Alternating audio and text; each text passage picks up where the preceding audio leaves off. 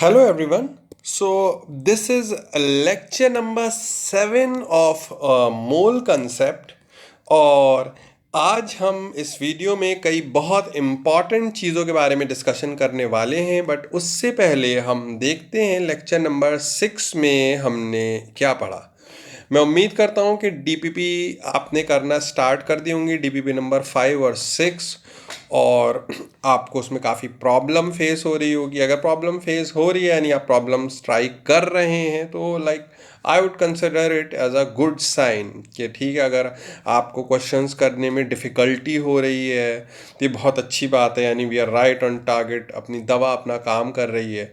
ठीक कि मुझे क्वेश्चंस करने में डिफ़िकल्टी हो रही है यानी आप अपना थोड़ा दिमाग लड़ा रहे हैं। तो यहाँ पर एक्चुअली में मैं बिल्कुल बताना चाहूँगा एकदम ओपनली कि जो भी हम अगर इफ़ यू प्रिपेयरिंग फॉर से IIT JEE एग्ज़ामिनेशन, तो कहते प्रोक्लेम बहुत सारे लोग करते हैं कि हम IIT की तैयारी करा रहे हैं और प्रिपरेशन करा रहे हैं, या इवन फॉर दैट मैटर हम नीट की तैयारी करा रहे हैं, प्रिपरेशन करा रहे हैं, बट उसका रियल स्टैंडर्ड मैच करना, एग्जैक्टिंग स्टैंडर्ड मैच करना, इट्स नॉट दैट ईजी। तो हम इंश्योर करते हैं कि हम स्टैंडर्ड मैच कर रहे हैं। ये बात मैं आपसे क्यों कह रहा हूँ, किस लिए बोल रहा हूँ? भले ही आप बहुत इंटेलिजेंट होंगे, बहुत समझदार होंगे, बहुत वेल अवेयर होंगे, बट एक चीज़ को आपको इंश्योर करना पड़ेगा, एक चीज़ को आपको मानना पड़ेगा। Just use your common sense कि आपको कोई कैसा पढ़ा रहा है और कैसा नहीं पढ़ा रहा है, वो तो चलिए आपको आप गॉज कर सकते हैं, बट वो किस स्टैंडर्ड का पढ़ा रहा है आपको ये नहीं मालूम। जैसे मोल कंसेप्ट में ये डिफ़िकल्टी लेवल ऑप्टिमम कितना है, कितने अंदर तक जाना है, कितनी डिटेल में चीज़ों को जाना है।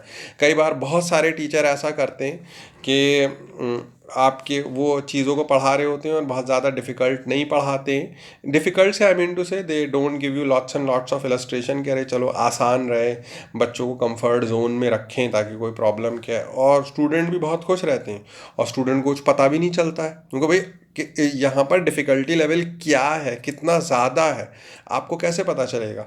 बाय द टाइम जब तक आपको पता चलता है, आप पुराने साल के क्वेश्चंस करते हैं, प्रीवियस ईयर के क्वेश्चंस देखते हैं और अपने पीयर ग्रुप के साथ में इंटरेक्ट करते हैं, स्कूल जाते हैं, दूसरे स्टूडेंट भी होते हैं, दूसरी कोचिंग में पढ़ रहे होते हैं, कुछ और स्टडी मटेरियल देखते हैं, कुछ और देखते हैं, जानते हैं, भालते हैं, समझते हैं, ये सब चीज़ जब तक हो पाती हैं तब तक इतनी देर हो चुकी होती है कि फिर हम चीज़ों को समझ नहीं पाते।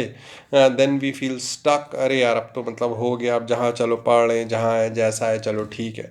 तो यहाँ पर इसीलिए मैं ये कहना चाहूँगा कि ईमानदार होना बहुत ज़्यादा ज़रूरी है टीचर का। जहाँ आप पढ़ रहे हैं, जिस भी इंस्टीट्यूशन में आप एनरोल्ड हैं, वहाँ पे जो टीचर हैं, जो वहाँ सिस्टम है, ऑनेस्टी बहुत ज़्यादा ज़रूरी है कि वो जेन्युइनली पढ़ा भी रहे हैं कॉम्पिटिटिव एग्ज़ाम के लिए, ठीक, या फिर सिर्फ बस प्रोक्लेम कर रहे हैं और पढ़ा कुछ और ही रहे हैं। अनफॉर्चुनेटली कई सारी जगह ऐसा ही होता है।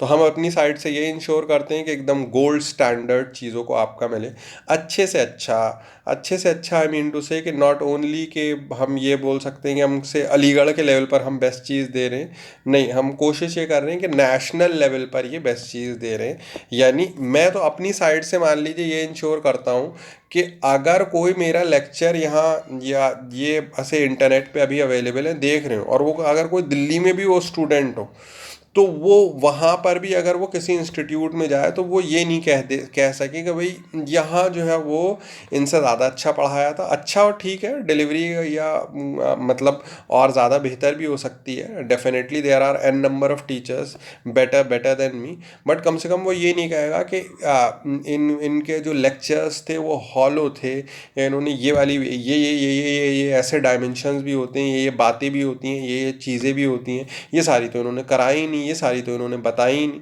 तो वो हमारी साइड से इंश्योर करते हैं हम टोटलिटी। इसलिए जो आपका से एक कोई लेक्चर भी है उसका प्री प्रोडक्शन भी अराउंड 2 से 3 घंटे लगता है। बिल्कुल ये मतलब ऑलमोस्ट सारी चीज़ें हम उसको में इंक्लूड करने की कोशिश करते हैं। और इसीलिए मैं आपको ये बता दूं कि आपको ये लग रहा होगा 1 घंटे का lecture, but it is so immersive कि जब आप इसको आप घर पे वीडियो देख रहे होंगे, समझ रहे होंगे, कर रहे होंगे, तो एक घंटे का लेक्चर देखने में भी मैं समझता हूँ आपको कि कम से कम 2 घंटे तो लगते ही होंगे। ठीक, और अगर मैं ड्यूरेशन अभी और कंडेंस पैक इसको बना दूंगा तो मैं 1 घंटे का लेक्चर ऐसा ही बना सकता हूँ कि जो वो 2.5 घंटे 3 घंटे में आप पूरा एब्जॉर्ब कर पाएँ। फिर असिमिलेशन का प्रोसेस तो और रहेगा ही। तो विद दिस नोट चलिए हम आज का अपना डिस्कशन स्टार्ट करते हैं। पहले पिछली क्लास के कुछ सवाल देखते हैं। ठीक, पहला क्या है, how many moles of magnesium phosphate Mg3PO4 whole twice will contain 0.25 moles of oxygen atom. देखिए एक मॉलिक्यूल में 8 ऑक्सीजन एटम है। ठीक, तो 1 mole of Mg3PO4 contains 8 oxygen atoms. ठीक, 1 मॉलिक्यूल, मोल लिखा हुआ है वो 1 मॉलिक्यूल कंटेन 8 मॉलिक्यूल या 8 ऑक्सीजन एटम। तो अब n मोल्स में 8 n मोल्स ऑक्सीजन एटम्स होंगे। तो 0.25 मोल्स अगर मुझको ऑक्सीजन के चाहिए तो 0.25 मोल्स, तो कितने मोल्स मैग्नीशियम फॉस्फेट के होंगे? 0.25/8। ताकि जब ऐसा हो 0.25/8 नंबर ऑफ ऑक्सीजन चाहिए, 8 से मल्टीप्लाई करना है तो 0.25 रह जाए। तो ये जब आप कैलकुलेशन करेंगे, पिछली बार भी हमने थोड़ा बहुत देखा था, तो 3.125 इंटू 10⁻²- मोल्स, इतने मोल्स यानी फिजिकल मीनिंग क्या है, इतने मोल्स मैग्नीशियम फॉस्फेट लोगे तब कहीं जाके उसमें 0.25 मोल्स ऑक्सीजन के एटम पाए जाएंगे। ठीक, नेक्स्ट क्वेश्चन, डेंसिटी दे रखी है उन्होंने एसिटिक एसिड इन वाटर की इतना। डेंसिटी सोल्यूशन की, यानी एक ऐसा सोल्यूशन जिसमें पानी के अंदर एसिटिक एसिड मिला हुआ है। ठीक, वाइट विनेगर, एसिटिक एसिड वही रहता है आपके वाइट विनेगर में यूज़ होता है। ठीक, चाउमीन वगैरह में डाल के खाते हैं, भूख लग गई।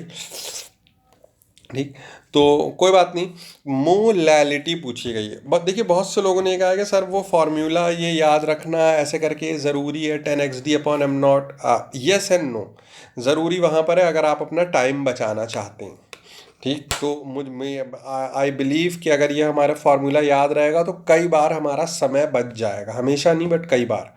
और नो उनके लिए है कि बहुत से लोगों को ज़रा फार्मूला याद करने में प्रॉब्लम होती है, तो फिर ऐसे लोग कैलकुलेशन बहुत तेज़ करने की आदत डालें कि ठीक मुझे फार्मूला मैं याद नहीं रखना चाहता या नहीं रखना चाहती, बट कैलकुलेशन फिर तेज़ करें ताकि उनका टाइम लॉस नहीं हो। क्योंकि कॉम्पिटिटिव एग्ज़ाम में प्रेशर के अंदर ये अभी आप जैसे टेस्ट होंगे तो आप फील करेंगे, कॉम्पिटिटिव एग्ज़ाम में प्रेशर के अंदर time does take a toll, हमें फ़र्क महसूस होता है, टाइम की कमी महसूस होती है, फील होती है।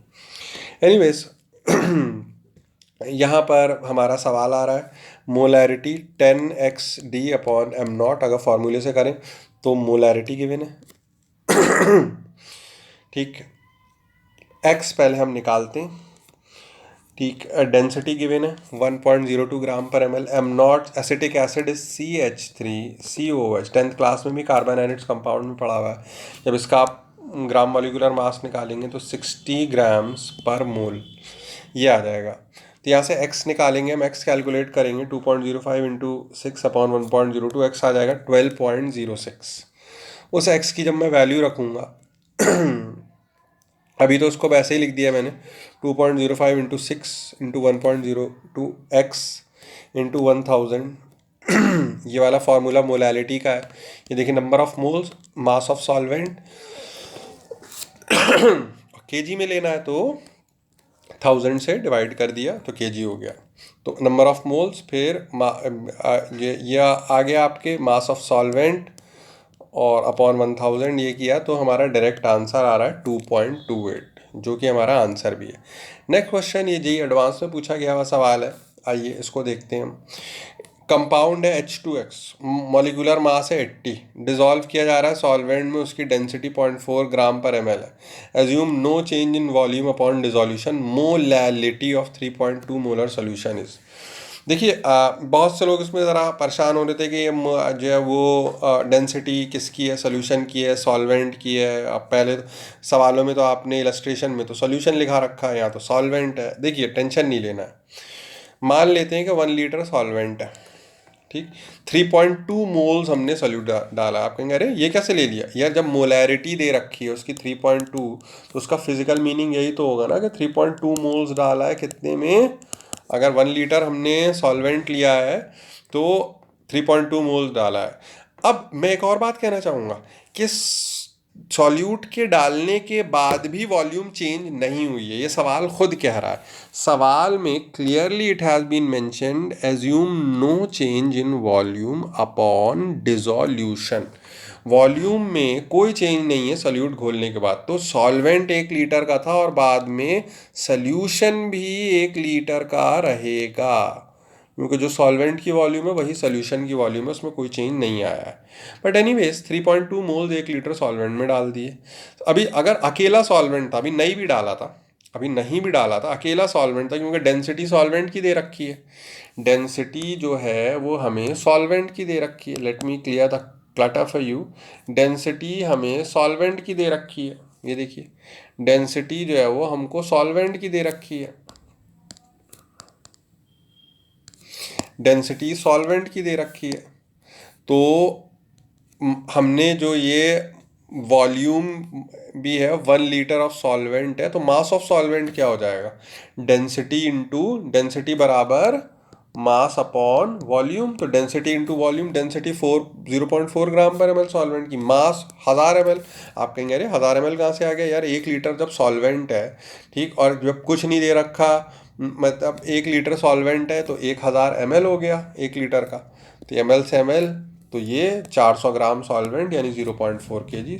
अब मोलैलिटी क्या होता है, number of moles of solute, जो कि 3.2 है, और mass of solvent in KGs 0.4 है। जब आप डिवीजन करेंगे तो आंसर 8 मोल्स पर केजी या 8 मोलल, मोलल 8 मोलल या फिर 8 m, जो भी आप कहना चाहें, 8 मोलल या फिर 8 m, ये आ गई हमारी मोलैलिटी। बहुत से लोग कहेंगे सर इसका क्या यूज़ हुआ, इसका क्या यूज़ हुआ, 80 ग्राम्स का कोई यूज़ नहीं है, यही बहुत बड़ा यूज़ है, कंफ्यूज करना यूज़ है, आपको कंफ्यूज करना यूज़ है, ठीक, आपका टाइम बर्बाद करवाना ये यूज़ है, ठीक है। नेक्स्ट क्वेश्चन है हमारा, सीक्वेंस थोड़ा बहुत इधर उधर हो सकता है जो हमने लेक्चर में था, बट सवाल में सारे डिस्कस कर रहा हूँ, हो सकता है ये कुछ थोड़ा सा बाद में आया हुआ हो, यहाँ पर पहले ले लिया है। अच्छा क्वेश्चन है ये भी, बहुत देखिए। 5.2 molal aqueous solution of methyl alcohol is supplied.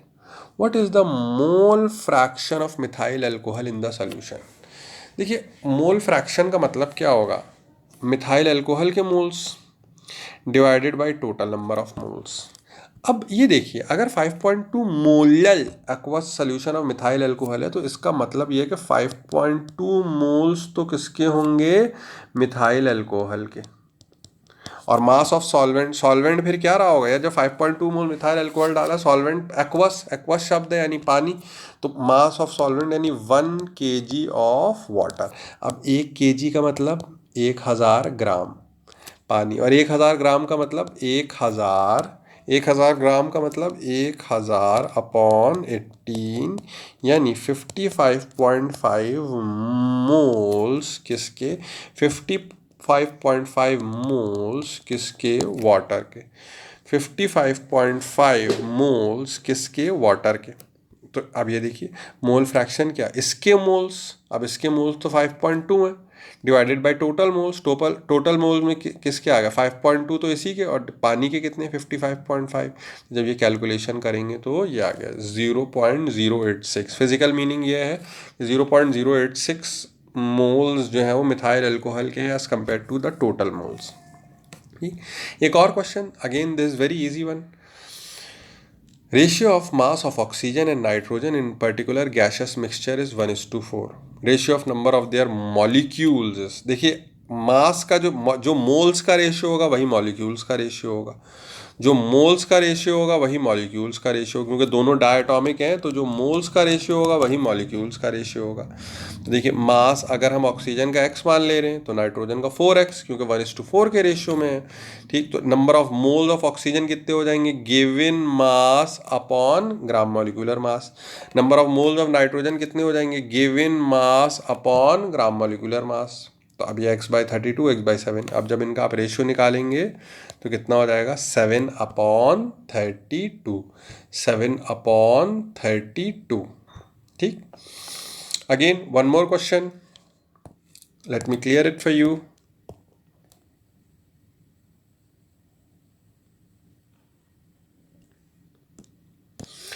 ठीक, density of solution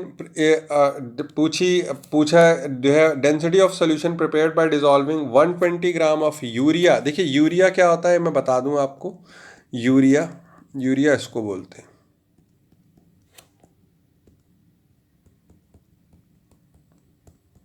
this is urea.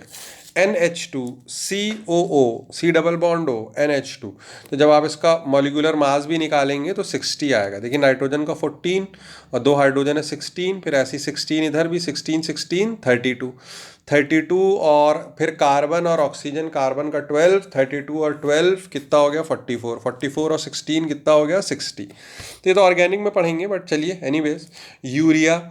तो density of a solution prepared by dissolving 120 grams of urea in 1000 grams of water is 1.15 gram per ml. Molarity of the solution is, molarity, molarity का क्या formula होता है 10xD/m0, वही घिसा पिटा formula. अब x क्या है, देखिए x मास परसेंट, x क्या होता था मास परसेंट वेट बाय वेट। तो जब मैंने 120 ग्राम डाला है 1000 ग्राम में, तो टोटल मास ऑफ सॉल्यूशन कितना हो जाएगा 120 प्लस 1000 यानी 1120। तो total mass of solution percentage में कितना हो जाएगा 120/1120 इंटू 100, यानी ये क्या हो जाएगी मास परसेंट वेट बाय वेट। तो ये बनेगा मेरा x, ये बनेगा मेरा x। अब मोलैरिटी निकालने की बारी आती है, 10x ये बन गया, 10x/D डेंसिटी दे रखी है 1.15/m0, m0 कितना है उन्होंने लिया हुआ है 60 दे रखा है इसका 60। तब ये जब आप कैलकुलेशन, थोड़ी सी तो टफ है, जब आप करेंगे तो आपका डायरेक्ट आंसर आ जाएगा 2.05 मोलर। ठीक, फिर एक और सवाल, ये भी अगेन डेंसिटी ग्राम पर ml में पूछी है, यहाँ मोलैरिटी दे रखी है 29% वेट बाय मास दे रखा है और ग्राम मोलिकुलर मास दे रखा है।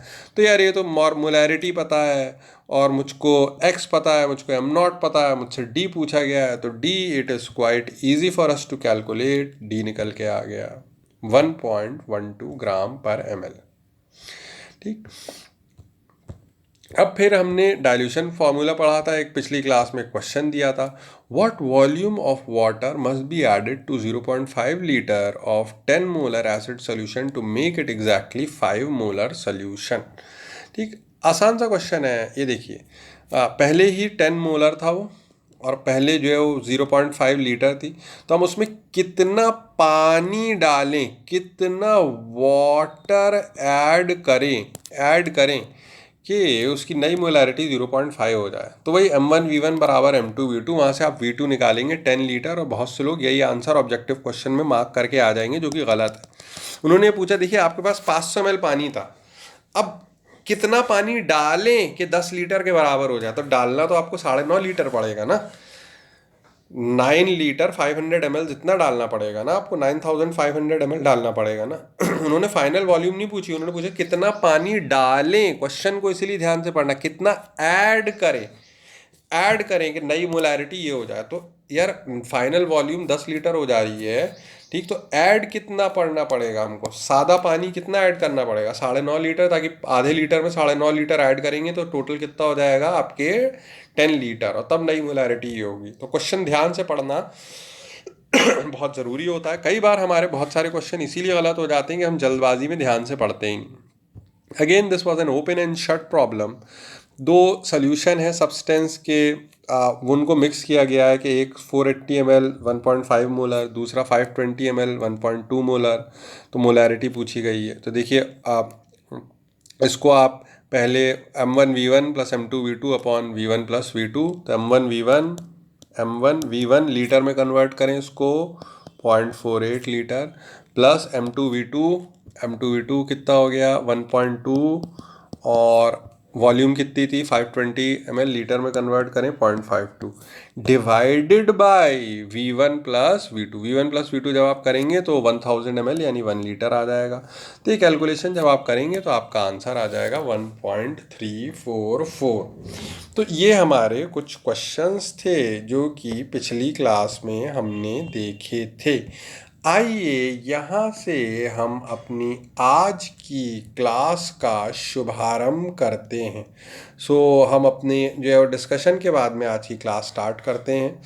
Concept of average molecular mass या फिर मॉलिक्यूलर मास ऑफ मिक्सचर बहुत इंपॉर्टेंट कंसेप्ट है। इस कंसेप्ट को मैं एक और नाम देता हूँ। इस कंसेप्ट का नाम है श्राप।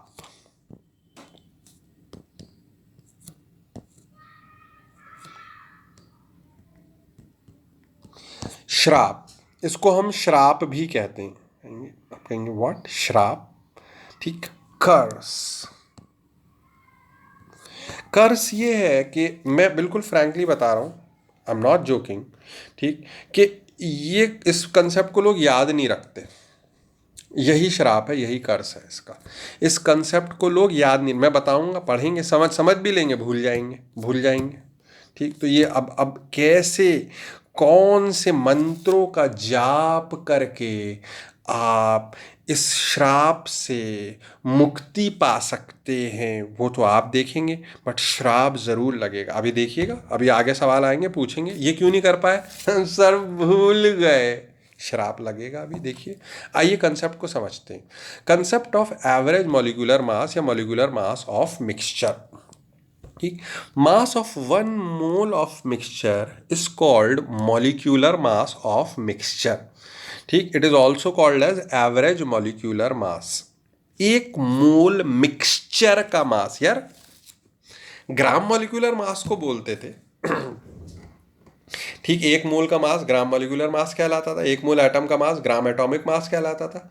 मॉलिक्यूलर मास ऑफ मिक्सचर, तो एक मोल मिक्सचर का मास क्या कहलाएगा? Molecular mass of mixture. यानी एक मोल लेना पड़ेगा, एक मोल लेना पड़ेगा, वो क्या कहलाएगा? Molecular mass of mixture. एक मोल मिक्सचर का मास मॉलिक्यूलर मास ऑफ मिक्सचर। आइए कंसेप्ट को समझते हैं। हमारे पास में हमने एक मिक्सचर लिया हुआ है जहाँ 3 मोल CO2 है और 1 मोल CO है। 3 मोल CO2, 1 मोल CO। तो ऐसे तो टोटल कितने हो गए यार? टोटल मिलाकर कितने मोल हो गए? 4 मोल हो गए, ठीक। 4 मोल हो गए, है ना। अब अगर इसी प्रपोर्शन में हम, आप देखिए अभी फिजिकल मीनिंग समझिए, 3 मोल CO2, 1 मोल CO, यानी कोई आपसे पूछेगा कि भाई अच्छा CO2 के कितने मोल हैं, तो आप कहेंगे 3/4, क्योंकि टोटल 4 है और 3 CO2 है। कोई आपसे कहेगा CO के कितने मोल हैं, तो आप कहेंगे 1/4। इसका मतलब क्या है कि CO2 के जो है वो 3/4 है, CO के 1/4 है। तो if we take 1 mole in same proportion, यानी सिर्फ 1 मोल लें उसी प्रपोर्शन, उसी प्रपोर्शन का मतलब क्या कि 3/4 क्या हो CO2, 1/4 क्या हो CO, जो ओरिजिनल दे रखे थे। तो फिर आपको ऐसे लेने पड़ेंगे 0.75 मोल्स और 0.25 मोल, यानी वहाँ 4 मोल थे, अब हमने 1 मोल लिए, बट कॉम्पोजिशन वही रखी है जो ओरिजिनल मिक्सचर में थी। कॉम्पोजिशन वही रखी है जो ओरिजिनल मिक्सचर में थी। तो ऐसा लेने पे 0.75 मोल्स इसके, 0.25 मोल्स इसके, तो 0.75 मोल CO2 का मास क्या होगा? Moles multiplied by gram molecular mass, यानी mass of CO2। 0.25 mole CO का मास क्या होगा? 0.25 मल्टीप्लाइड बाई 28, जो कि CO का ग्राम मॉलिक्यूलर मास है, ये मास ऑफ CO आ गया। इन दोनों को ऐड कर दिया 40 ग्राम। ये क्या हो गया? Molecular mass of mixture of CO2 and CO। ये क्या हो गया? Molecular mass of mixture of CO2 and CO which contains both these gases in the original ratio 3:4 CO2, 1:4 CO। ये मॉलिक्यूलर मास ऑफ मिक्सचर है। एक दूसरे तरीके से भी कर सकते हैं molecular mass of mixture, mass of 1 mole of mixture. आप कहें इसके 3 मोल थे,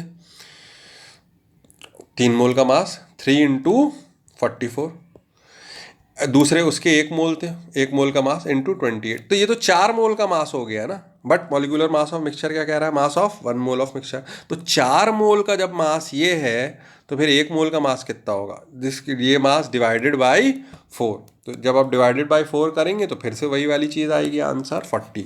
तो ये क्या कहलाता है, मॉलिक्यूलर मास ऑफ मिक्सचर के जो हमारा, यानी इसका फिजिकल मीनिंग भी देखिए ये बहुत ज़रूरी है, physical meaning molecular mass of mixture. It means if 1 mole of mixture of gases is taken in the same proportion as given in the original gaseous mixture, यानी दे रखे तो मुझको 4 मोल और कह रहे molecular mass of mixture बता दो, तो उसका अर्थ ये है कि अगर उसी प्रपोर्शन में 1 मोल लूं तो उस 1 मोल गैसेस मिक्सचर का जो वजन होगा वही क्या कहलाएगा, मॉलिक्यूलर मास ऑफ मिक्सचर।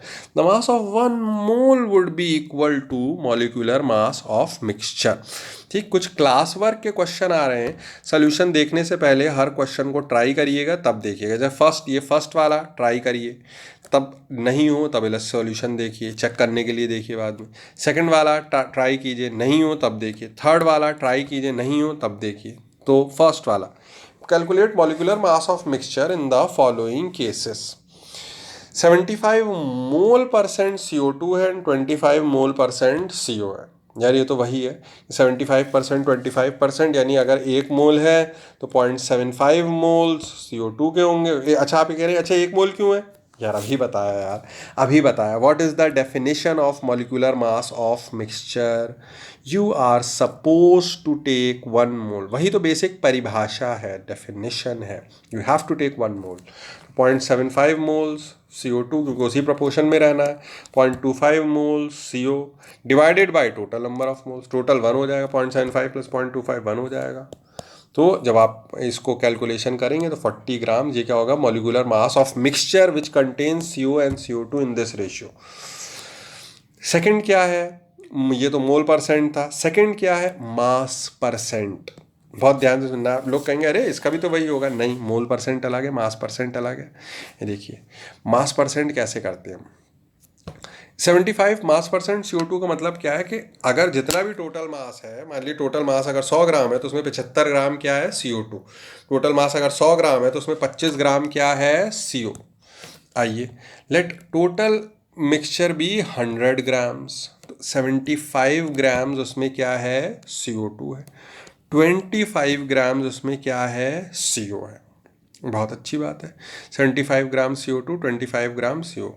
अब मोल्स ऑफ CO2 कितने होंगे, 75 divided by 44 given mass upon gram molecular mass. Moles of CO कितने होंगे, 25 डिवाइडेड बाई CO का मास 28, तो इतने मोल्स ऑफ CO2 और मोल्स ऑफ CO इतने निकल कर आ गए। बहुत अच्छी बात है। टोटल मोल्स कितने हो गए इन दोनों के मिला के, 2.59। तो अब आप ऐसे लॉजिक से सोचिए, 2.59 मोल जो कि टोटल थे उनका कुल मिला के मास तो 100 ग्राम है, क्योंकि इनिशियली हमने 100 ग्राम लिया हुआ था। तो 1 मोल का फिर मास क्या होगा, 100 अपॉन 2.59, जो कि कितना हो गया, 38.6। वो क्या हो गया हमारा मॉलिक्यूलर मास ऑफ मिक्सचर। यानी कि फिजिकल मीनिंग ये देखिए 38.6 ये टोटल मास हो गया, इसमें मास परसेंट 75% CO2 है, इसको आप 0.75 से मल्टीप्लाई करेंगे तो ये आएगा, 25% CO है, 0.25 से मल्टीप्लाई करेंगे ये आएगा। ठीक, अब इन यहाँ पर आप निकालें तो 28.95, तो उसमें मोल्स कितने आएंगे, 0.65 मोल्स, 9.65 तो मोल्स कितने आएंगे, 0.35 मोल्स। इन मोल्स को ऐड करें तो टोटल मोल कितने हो जाएंगे, 1 मोल। तो 1 मोल मिक्सचर जिसमें मास परसेंट इस रेशियो में है, मास परसेंट इस रेशियो में है, मास परसेंट इस रेशियो में है, उसका जो मास निकल कर आ रहा है मॉलिक्यूलर मास, ठीक, ऑफ मिक्सचर, वो ये है 38.6 grams molecular mass of mixture. Third part 75% by volume CO2, 25% by volume CO। ठीक, volume percent is same as mole percent. Volume percent, इस स्टेटमेंट को लिख लेना है मुझे अपनी कॉपी में, इस स्टेटमेंट को मुझे अपनी कॉपी में लिख लेना है सुनहरे अक्षरों से। Volume percent is same as mole percent, please write this statement. Volume percent is same as mole percent. आप कहेंगे सर क्या बात कर रहे हैं सर, समझ में नहीं आया, आइए समझाते हैं। ये देखिए, Gay Lussac's law, volume proportional to number of moles होती है under similar condition of temperature and pressure. तो volume percent is same as mole percent. अब इसको जो अगर 75% बाई वॉल्यूम दे रखा है तो इसका मतलब ये है कि CO2, अगर CO 25 लीटर के डिब्बे में रखी हुई है तो CO2 75 लीटर के डिब्बे में रखे हुए in order to maintain same pressure and temperature. तो नेचुरल सी बात है कि यहाँ इसके तिगने मोल होंगे। अगर यहाँ 1 मोल है तो यहाँ 3 मोल होंगे, ठीक। तभी तो उसको 3 मोल है और प्रेशर वही रखना है, तभी तो डिब्बा क्या करना पड़ा, बड़ा करना पड़ा। तो यहाँ से ये अर्थ निकल कर आ रहा है कि volume percent is same as mole percent. तो इसका तो मतलब यही हो गया कि 0.75 मतलब 3:1 के रेशियो में इनके मोल्स प्रेजेंट है, यानी अगर 3 मोल इसके हैं तो 1 मोल इसके। तो अब मॉलिक्यूलर मास ऑफ मिक्सचर वही मोल परसेंट वाला हो गया हमारा। It should be, question should be read as 75% by mole CO2, 25% by mole CO. Volume percent is same as mole percent. तो अब answer same as part 1 with 0.7544 0.25 into 28 upon ये total ये 40 grams आ गया molecular mass of mixture, ठीक। अब ये homework के लिए हमारा क्वेश्चन है। हमको मालूम है air is a mixture of gases, mainly primarily 2 gases अगर माने, और कैलकुलेशन की आसानी के लिए मैं ये ले लूँ 80% बाय वॉल्यूम N2 है, 20% बाय वॉल्यूम O2 है। यही 2 मेन प्राइमरी गैसेज हैं, ठीक। Find molecular mass of air, बहुत interesting question, find molecular mass of air, ठीक। एक और क्वेश्चन आ रहा है, ये भी आपको करना है, calculate average molar mass of mixture, यानी वही मॉलिक्यूलर, श्राप नहीं लगने दूंगा मैं, molecular mass of mixture containing इतने ग्राम O2 मोल्स निकाल लीजिएगा, इतने ग्राम H2 मोल्स निकाल लीजिएगा, इतने ग्राम हीलियम मोल्स निकाल लीजिएगा। तो total number of moles divided by वो, मतलब शुरुआत में न्यूमरेटर में जो टोटल मास था 128 + 16 + 40, तो ये मॉलिक्यूलर मास ऑफ मिक्सचर हमारा निकल कर आ जाएगा, ठीक। अगला आर्टिकल हम पढ़ते हैं, बहुत ही important, vapour density. Vapour density, next article is vapour density. Vapour density, अब देखिए वेपर डेंसिटी क्या होता है, density of gas divided by density of hydrogen gas. तो ये 2 डेंसिटी का रेशियो है, both measured under similar condition of temperature and pressure. बस शर्त यह है कि दोनों की density similar condition of temperature and pressure पे मेजर हो रही हो। क्यों आप कह रहे हैं अच्छा डेंसिटी का प्रेशर से क्या लेना देना, डेंसिटी का वॉल्यूम से लेना देना है और वॉल्यूम का प्रेशर से लेना देना है, तो फिर डेंसिटी का भी प्रेशर से लेना देना है। आइए इसको देखते हैं हम। Alternative form of ideal gas equation, alternative form of ideal gas equation, ये वेपर डेंसिटी लिख लेंगे, density of gas upon density of hydrogen gas, मगर शर्त यही है कि दोनों डेंसिटी मेजर की जा रही हों सेम टेम्परेचर और प्रेशर पे, यानी दोनों गैसेस का प्रेशर सेम होना चाहिए, दोनों गैसेस का टेम्परेचर भी सेम होना चाहिए। Alternative form of ideal gas equation, ये देखिए PV = nRT। P क्या है, प्रेशर ऑफ गैस, ठीक। V क्या है, वॉल्यूम ऑफ कंटेनर, N क्या है, number of moles of gas, R gas constant है, T टेम्परेचर इन केल्विन। मैं नंबर ऑफ मोल्स को, अब में थोड़ी मेच्योरिटी आ गई है, चालाकी से मैं ऐसे लिख ले रहा हूँ, given mass M upon gram molecular mass of gas M0। Number of moles को ऐसे लिख लिया मैंने, given mass upon gram molecular mass, given mass upon gram molecular mass, given mass upon gram molecular mass, ठीक। तो अब ये क्या हो गया, PM0 अपॉन RT, ये M/V, और यही क्या है हमारा रो, PM0 upon RT।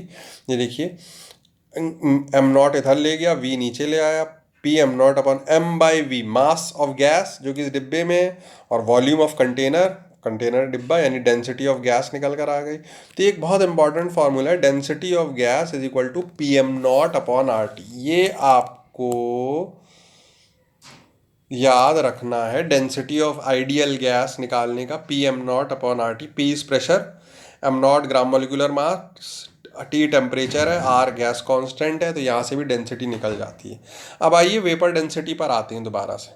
Vapour density, density of gas upon density of hydrogen gas under similar condition of temperature and pressure, दोनों क्या measurement similar condition of pressure and temperature पे हो रहा हो।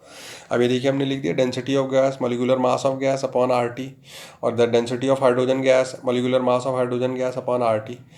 ये R से ये, अब आप देखिए आर से आर कैंसिल, टी से टी कैंसिल, क्योंकि दो both should be measured under similar condition of temperature and pressure. P से पी कैंसिल, तो बचा क्या, molecular mass of gas upon molecular mass of hydrogen gas. अब molecular mass of hydrogen gas क्या होता है, 2 ग्राम्स पर मोल। मॉलिक्यूलर मास तो यूनिट से यूनिट भी कट गई, जी हाँ, यूनिट से यूनिट भी कट गई, तो वेपर डेंसिटी क्या आ गया, मॉलिक्यूलर मास अपॉन 2, या फिर twice into vapour density is equal to molecular mass of gas.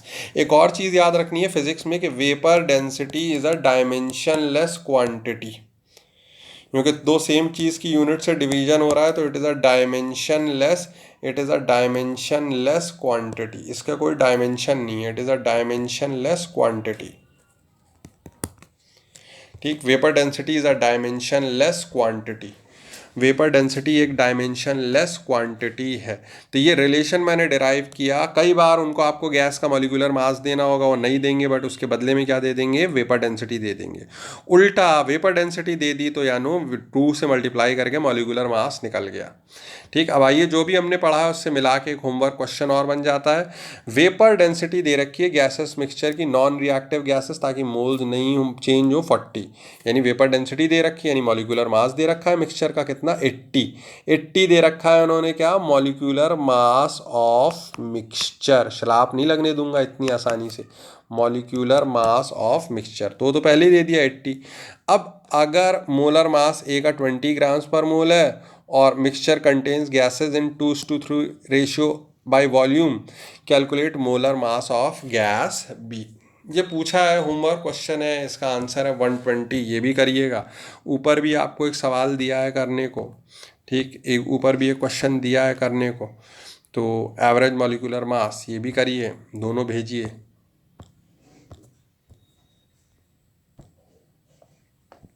ठीक, so let us carry on with our discussion. अपना डिस्कशन हम थोड़ा सा आगे बढ़ाते हैं। Stoichiometry, stoichiometry and stoichiometric calculation, ये एनसीईआरटी का स्नैपशॉट मैंने यहाँ पर लिया हुआ है, ज़रा ध्यान से देखिए।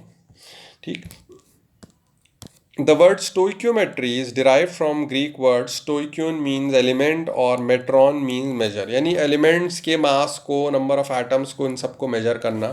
Stoichiometry deals with calculation of masses, sometimes volume also, क्योंकि mole percent is same as volume percent, involves calculation of masses and products involved in chemical reaction। ठीक, ये बैलेंस्ड केमिकल इक्वेशन के लिए एप्लीकेबल है, कि जैसे सपोज करिए equation देखिए हमारा हो रहा है, CH4 का कंबशन हो रहा है, CH4 + 2O2 giving me CO2 + 2H2, ये रिएक्शन हो रहा है।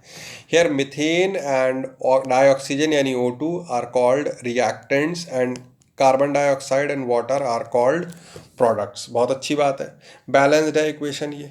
ठीक, all reactant and products in the above gases are indicated by letter G in the brackets next to this formula. ठीक है, फिजिकल स्टेट दिखा दी है। ठीक, coefficients 2 for O2 and H2 are called stoichiometric coefficient. ये जो numbers हैं ये क्या कहलाते हैं, इधर 1 है, इधर 2 है, इधर 2 है, ठीक, are called stoichiometric coefficient. Similarly, coefficient of CH4 and CO2 are 1 in each case. They represent number of molecules and moles taking part in the reaction or formed in the reaction. ठीक, thus according to above chemical reaction, ये equation हमें ये बता रही है कि 1 मोल CH4 combine कर रहा है 2 मोल O2 के साथ में to give me 1 mole of CO2 and 2 mole of water. ये कह रहा है, देखिए 1 mole of CH4 combines with, इधर लिख दे रहा हूँ मैं इक्वेशन यहाँ पर,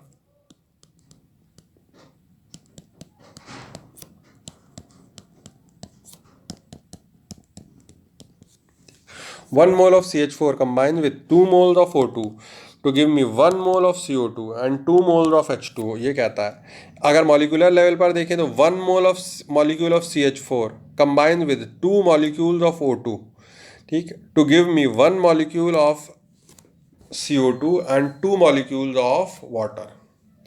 अगर मैं इसको एनटीपी वाली वॉल्यूम के टर्म में लिखूं तो कैसे लिख सकता हूं, क्योंकि मुझको मालूम है कि 1 मोल की एनटीपी पे आपके एसटीपी पे वॉल्यूम कितनी होगी। देखिए एनसीईआरटी है तो एसटीपी को लिया हुआ है इन्होंने, सॉरी माइक फॉल डाउन।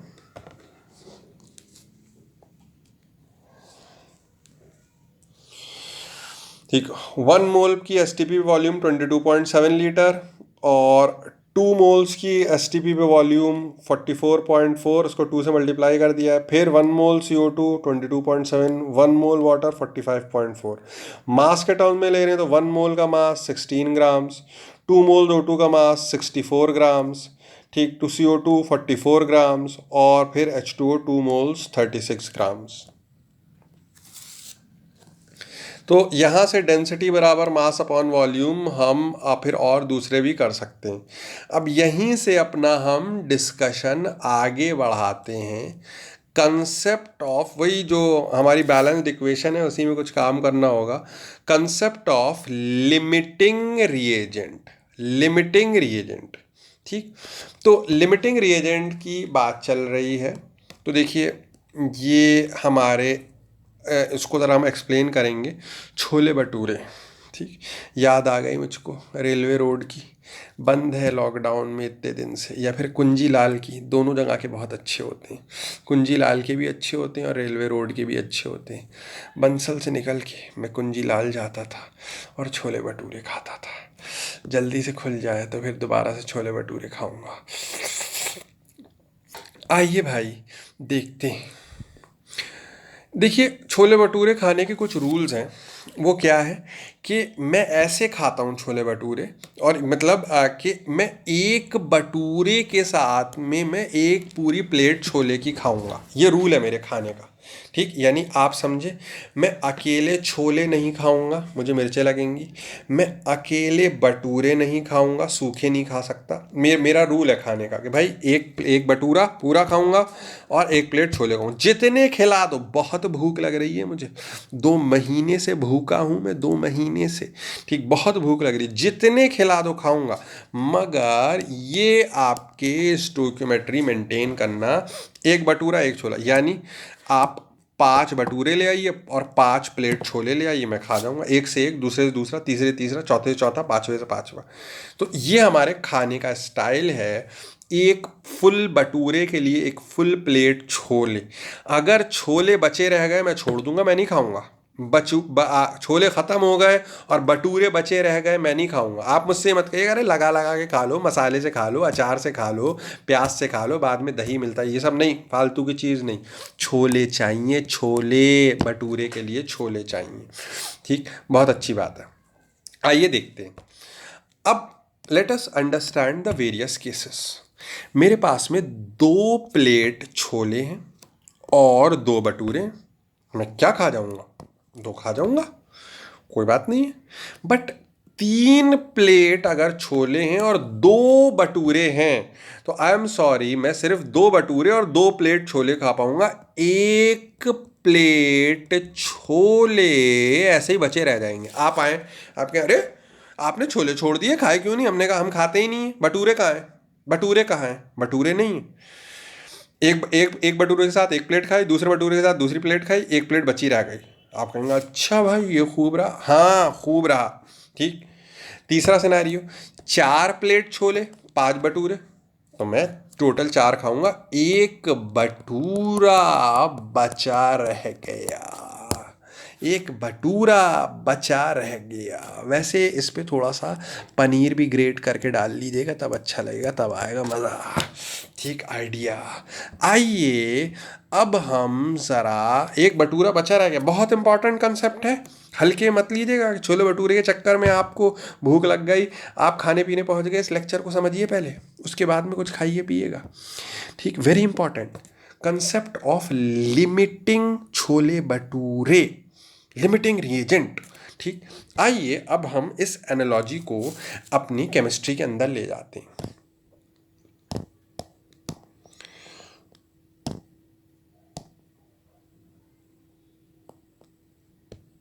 ठीक, देखिए होगा क्या, पढ़ना स्टार्ट करते हैं। Many a times reactions are carried out with amounts of reactant that are different than the amount as required by balanced chemical reaction। जी हाँ, बैलेंस्ड केमिकल, यानी यहाँ पर बैलेंस क्या था, एक भटूरे के साथ एक छोला, एक भटूरे के साथ एक छोला।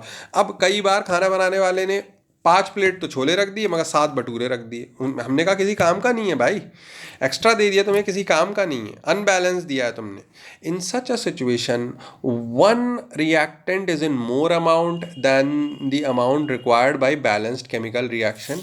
The reactant which is present in least amount gets consumed after some time and after that further reaction does not take place whatever be the amount of other reactant. Hence the reactant which gets consumed first limits the amount of product formed and is therefore called limiting reagent. Limiting reagent देखिए समझने की कोशिश कीजिए। जैसे यहाँ था 2 plate chole 2 plate bhature खा लिए, सही है। 3 प्लेट छोले 2 प्लेट भटूरे, भटूरों की कमी के कारण छोले बचे रह गए। मैं यही कहूँगा ना कि भटूरे कम पड़ गए इसलिए छोले बचे रह गए। तो यहाँ भटूरे जो कि कम हैं, हमने 2 भटूरे तो खा लिए, 1 प्लेट छोले बचे हुए, हम लोग आके कह रहे हैं अरे भैया छोले खाओ ना, हमने कहा भटूरे ही नहीं है, कहाँ से खाएं, हमारी गलती नहीं है। तो जो चीज़ ख़त्म हो जाए और फिर एक दूसरी चीज़ जो बची हुई रह जाए और वो कहे हाय मेरे साथ में कोई रिएक्ट करने वाला नहीं है, तो जो चीज़ ख़त्म हो जाए, जो चीज़ फिनिश हो जाए, वो क्या कहलाएगी? Limiting reagent. यानी 1 प्लेट छोले बचे रह गए तो छोले क्या है? Access reagent.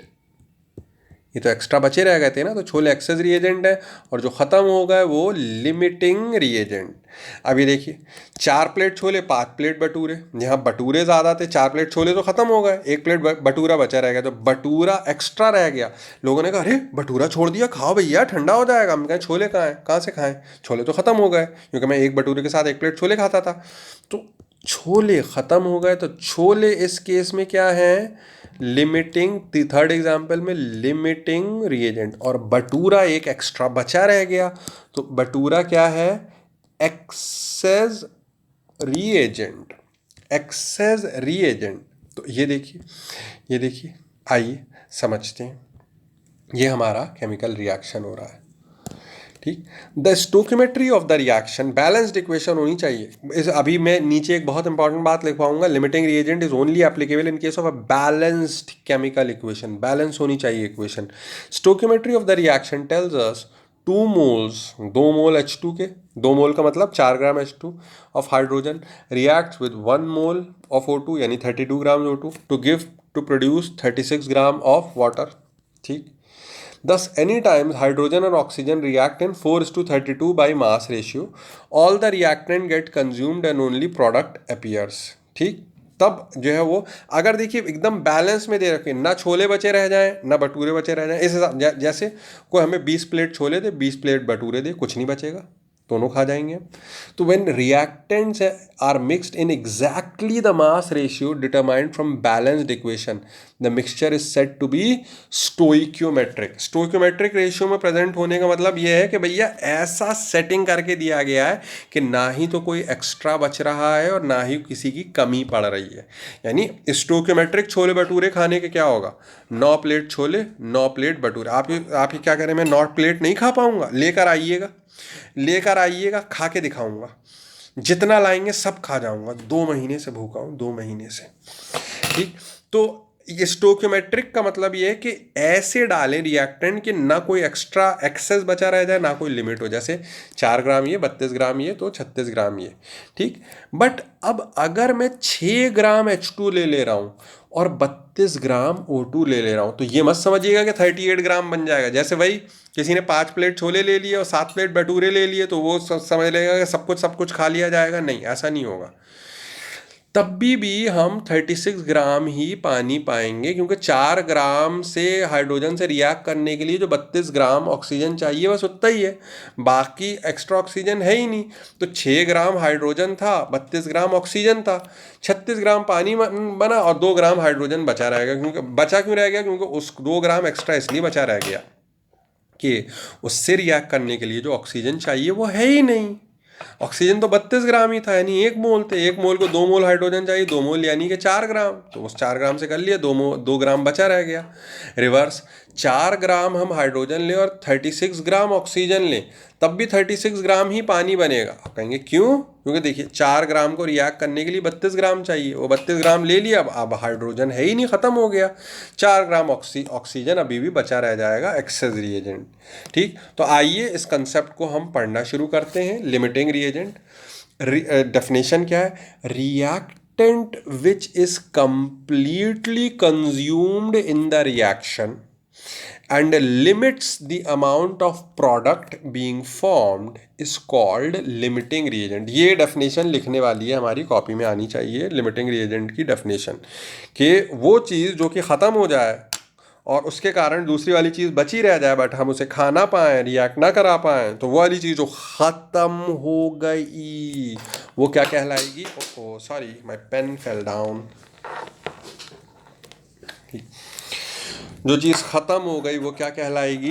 Limiting reagent. और दूसरी चीज़ जो कि बची रह गई, the other reagent which is not completely consumed is called excess reagent. बहुत अच्छी बात है, लिमिटिंग और एक्सेस। अभी और ये बात भी लिखनी है कि हमें पास बैलेंस्ड इक्वेशन होनी चाहिए। तो this is again very important, concept of limiting reagent is only applicable for balanced chemical equation. जब तक हमको पता नहीं कितने भटूरे के साथ, भाई बहुत से लोग होते हैं कि जो कम कम लगा के खा लेते हैं, तो उनके लिए रेशियो दूसरा बैठेगा। तो आपको बैलेंस्ड इक्वेशन होनी चाहिए, balanced equation.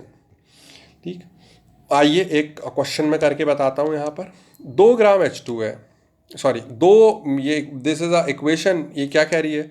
2 moles of H2 react with 1 mole of O2 to give me 2 moles of H2। चाहे मॉलिक्यूल्स बोल लें चाहे मोल्स बोल लें। अगर मैं बोलूँ, जैसे मैं ये बोलूँ 2 मॉलिक्यूल्स रिएक्ट कर रहे हैं एक मॉलिक्यूल से, टोटल को 12 से मल्टीप्लाई कर दूँ तो क्या हो जाएगा? 24। रिएक्ट विद 12, और 24 को क्या बोल सकता हूँ? 2 डजन। तो 2 dozen H2 reacts with 1 dozen O2 to give me 2 dozen H2। अब जैसे डजन वैसे मोल्स, तो ये बोल सकता हूँ 2 mole H2 reacts with 1 mole O2 to give me 2 moles water. ये हो गया, बहुत अच्छी बात है। ये तो हमको बैलेंस्ड इक्वेशन गिवन है, इक्वेशन गिवन है। अब फिर ये कहा गया है 3 grams H2 react with 28 grams of O2 to give H2। 3 gram H2 लिया, 28 ग्राम O2 लिया। क्या क्या पूछा है कि बताओ, identify limiting reagent, calculate amount of water form, पानी कितना बना, और एक्सेस रिएजेंट जो बचा रह गया वो कितना है। जो बिल्कुल ऐसी क्वेश्चन है कि अच्छा बता भाई 10 प्लेट छोले दे दिए और 13 प्लेट भटूरे दे दिए, 13 भटूरे दे दिए, तो कौन बचा रह जाएगा? तो आप अपनी बेसिक कैलकुलेशन से करके बता सकते हैं। आइए हम यहाँ पे सवाल करते हैं। ये देखिए 2 moles of H2, 2 moles of H2 react with 1 mole of O2 to give me 2 moles of H2O। अब 2 moles का मास कितना होगा? 4 ग्राम, जो कि रिएक्ट कर रहा है। 1 मोल ऑफ O2 जिसका मास कितना होगा? 32 grams, to give me 2 moles of H2 कितना हो गया? 36 gram. 4 + 32 is equal to 36। Law of conservation of mass follow हो रहा है। Thank you. 4 + 32 36। अब मैं 4 से सबको डिवाइड करता हूँ। 4 से डिवाइड किया तो ये कितना हो गया? 1 gram react, dividing by 4, 32 divided by 4 8 gram, 36 divided by 4 9 gram. यानी 1 gram of H2 will react with 8 gram of O2 to give me 9 grams of water. बहुत अच्छी बात है। 3 से मल्टीप्लाई करता हूँ क्योंकि इधर 3 ग्राम ही था H2। 3 से मल्टीप्लाई करता हूँ तो 3 ग्राम H2 के रिएक्ट करेंगे 24 ग्राम O2 के साथ में, और 27 ग्राम पानी दे देंगे। यानी पता ये चला कि 3 ग्राम हाइड्रोजन से रिएक्ट करने के लिए, 3 ग्राम हाइड्रोजन से रिएक्ट करने के लिए, 3 ग्राम हाइड्रोजन से रिएक्ट करने के लिए जो ऑक्सीजन चाहिए वो तो सिर्फ 24 ग्राम चाहिए। तो 3 ग्राम 24 ग्राम के साथ कंबाइन करेगा, रिएक्ट करेगा और 27 ग्राम पानी बना लेगा। बट हमें ऑक्सीजन दिया हुआ कितना? 28 ग्राम। तो 28 में से 24 ग्राम रिएक्ट कर जाएगा, 4 ग्राम बचा रह जाएगा एक्सेस रिएजेंट। हम आएंगे, अरे भैया तुम रिएक्ट क्यों नहीं कर रहे? कह रहा है मैं कहाँ से करूँ, हाइड्रोजन है ही नहीं, हाइड्रोजन ख़त्म हो गया, 0 ग्राम है वो। तो जो पूरा पूरा ख़त्म हो जाए यानी कि हाइड्रोजन, वो मेरा क्या है? Limiting reagent. और जो बचा रह जाए 4 ग्राम, वो क्या है? Access reagent.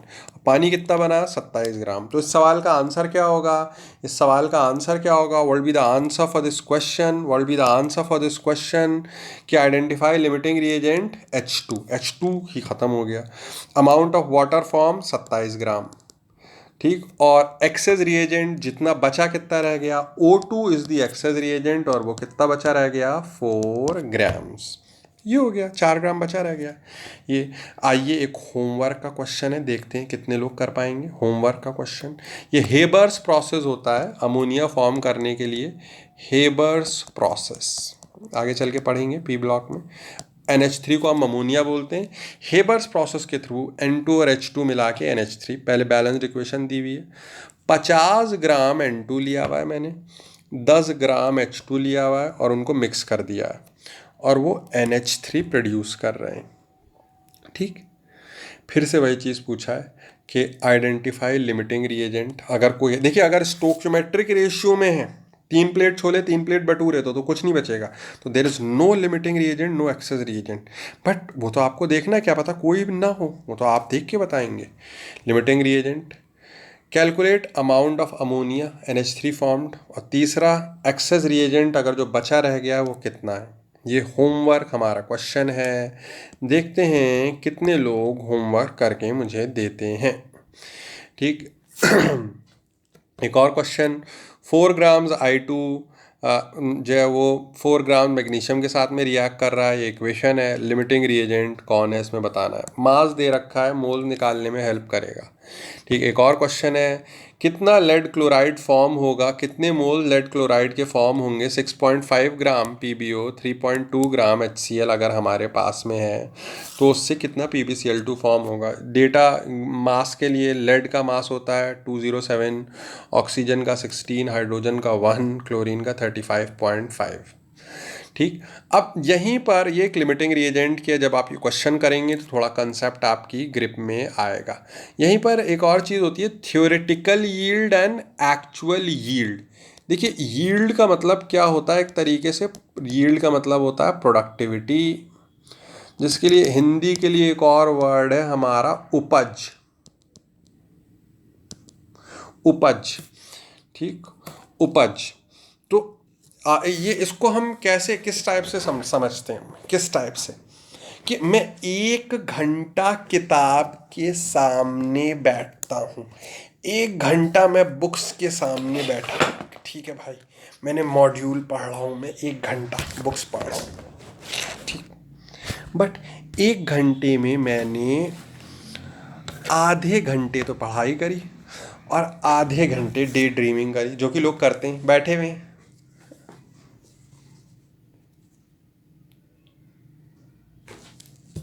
ठीक।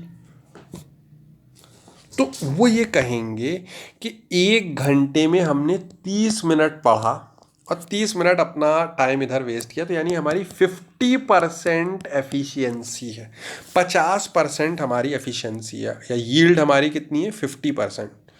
तो अगर मैं उनसे ये कहूँ कि भाई तुम्हें ये क्वेश्चन 2 घंटे में तुम 2 आवर्स में कर पाओगे, तो जिसकी अगर 50% एफिशिएंसी हो जाएगा, ठीक है सर मैं 4 घंटे किताब खोल के बैठूंगा, तब ये मैं 2 घंटे पढ़ पाऊंगा, क्योंकि आधा टाइम तो मैं अपना वेस्ट करता हूँ। तो ये उसका फिजिकल मीनिंग आपके रहेगा। आइए आर्टिकल को पढ़ना स्टार्ट करते हैं, आर्टिकल को पढ़ना शुरू करते हैं, ठीक। The quantity of products we have calculated from chemical equation represents maximum yield। यानी हम तो अभी तक ये मान के चल रहे थे कि 100% चीज़ें बन जाया करती हैं, यानी हम ये मान के चल रहे थे कि आप 1 घंटे अगर किताब के सामने बैठते हैं तो पूरी 1 घंटा पढ़ाई करते हैं, जो कि सच नहीं है, बहुत कम लोग पढ़ते हैं, ठीक। Maximum yield of product according to the reaction represented by equation. अब ये देखिए, यहाँ से इम्पॉर्टेंट स्टफ शुरू हो रहा है, जिसको मैं हाईलाइट कर रहा हूँ। Many reactions, especially those involving organic substance, fail to give 100% yield of the product। Reason क्या है इसका? कि कुछ तो साइड रिएक्शन होते हैं कि हम समझ रहे हैं कि वो वाला प्रोडक्ट मिलेगा, मगर मिल कुछ और रहा है। हम समझ रहे हैं कि बच्चा यूट्यूब पे वीडियो देख रहा होगा, मगर वो तो बराबर में बीबी की वाइन्स खोले हुआ है, ठीक, वो तो बराबर में कोई और यूट्यूबर का चैनल खोले हुआ है, वो कुछ और देख रहा है। ठीक, तो ये नहीं होना चाहिए, ये नहीं होना चाहिए। जब लेक्चर सुने तो लेक्चर ही सुने। ठीक, the main reason for this failure are side reaction that give products other than the main products and the fact that many reactions are reversible। इस शब्द का क्या मतलब है, इसके लिए पूरा एक चैप्टर है हमारा, इक्विलिब्रियम। रिवर्सिबल का मतलब क्या है, ठीक, रिवर्सिबल वर्ड का मतलब हम देखेंगे। ठीक, आगे हो, रिवर्सिबल वर्ड का हम ये जो वर्ड है हमारा, इसको हम पढ़ेंगे इक्विलिब्रियम चैप्टर में, कि जब प्रोडक्ट कुछ ए से बी प्रोडक्ट बना, बी वापस से क्या देने लग गया, रिएक्टेंट, तो यील्ड अपने आप ही कम हो जाएगी। तो many reactions are reversible. In addition, some product may be lost in handling and transferring from one vessel to another. Theoretical yield of a reaction is calculated the amount of product that can be obtained from a given amount of reactant according to chemical equation। यानी कि एक घंटे अगर हम किताब के सामने बैठ रहे हैं तो थियोरेटिकली हम एक घंटे पढ़ रहे हैं, बट एक्चुअल यील्ड का मतलब एक्चुअल में कितना पढ़ रहे हैं। Actual yield is amount of product B that we finally obtained. तो अब वही है कि भाई बैठे तो एक घंटा, मगर पढ़ाई उसमें आधे घंटे ही करी, तो यील्ड यानी हमारी उपज यानी हमारी प्रोडक्टिविटी कितनी रही, 50%। 30 मिनट डिवाइडेड बाई 60 मिनट। तो percentage yield is the ratio of the actual yield to the theoretical yield, और क्योंकि परसेंटेज निकालने हैं तो मल्टीप्लाइड बाई 100। तो ये परसेंटेज यील्ड हमारी निकल कर आके, इस पे बेस भी कुछ सवाल हैं। ठीक, a sample of calcium oxide whose mass was 12 grams was treated with 46 grams of water to prepare calcium hydroxide. ये हमारी बैलेंस्ड इक्वेशन है। ठीक, कि कैल्शियम ऑक्साइड है, अब 12 ग्राम है तो उसके मोल्स निकाल लीजिए। वैसे कैल्शियम का 46 मतलब 56.1 होगा, कैल्शियम का 40, ऑक्सीजन का 16, इन्होंने 40.1 ले लिया है, चलिए कोई बात नहीं। तो कितना हो गया, 0.23 मोल्स। वाटर के कितने हो गए, 46 ग्राम एट 2.55 मोल्स।